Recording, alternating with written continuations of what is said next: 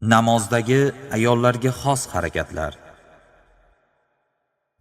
Ayollarning namoz o'qishi erkaklardan farq qilar ekan. Shu farqlarni aytib o'tsangiz.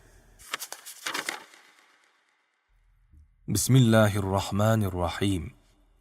Hanafiy mazhabimizning mo'tabar kitoblarida erkak va ayollarning namozlari o'rtasida farq borligi bayon qilingan. Quyida ayollarga xos bo'lgan namozdagi holatlarni sanab o'tamiz. Allohu akbar deb namozga kirish paytida ayollar qo'llarini yelka barobari miqdoricha ko'taradi. Qo'l bog'lashda ayollar ikki qo'llarini ko'kraklari ustiga qo'yadilar. Ruku paytida qo'l barmoqlari yoyilmaydi, balki jips holda bo'ladi. Ikki tirsaklari bilan qimtinib, ularni biqinlariga tekkizib turadi. Tizzalari biroz bukiladi. Erkaklarga o'xshab bellari bilan boshlari to'g'ri bo'lmaydi, balki ruku desa bo'ladigan darajada egiladilar. Sajdaga borganlarida ham qimtingan hollarida qorinlarini ikki sonlariga tegadigan qilib sajda qiladilar. O'tirish paytida, ya'ni qa'dada ayollar ikki oyoqlarini o'ng tomonga chiqarib, chap dumbasiga o'tiradi.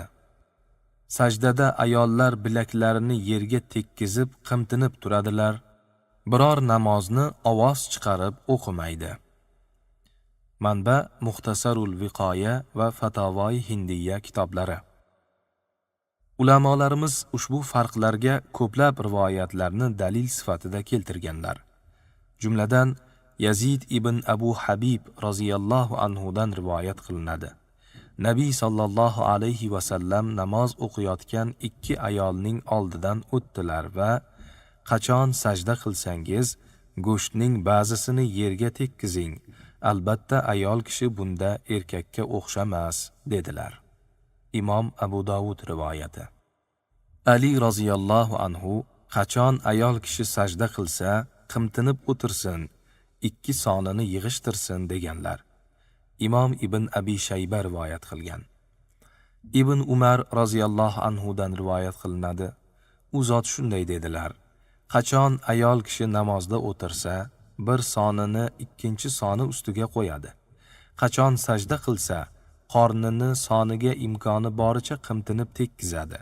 Chunki Alloh taolo unga nazar solib turadi va hoy farishtalarim, sizlarni guvoh qilamanki, uni mag'firat qildim deydi. Ibn Adi Komil kitobida va Bayhaqi Sunan kitobida rivoyat qilgan. Vallohu a'lam. O'zbekiston musulmonlari idorasi Fatvo hay'ati